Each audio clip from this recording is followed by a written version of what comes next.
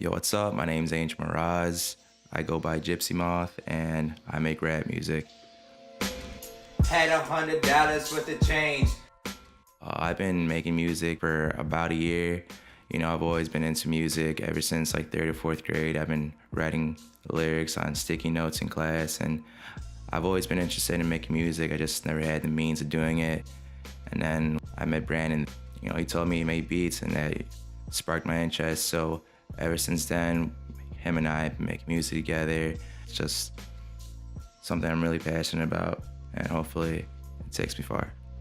Competition there is none, and custom chums speak ducking. Ride out, my BDUs consist of season for hunting.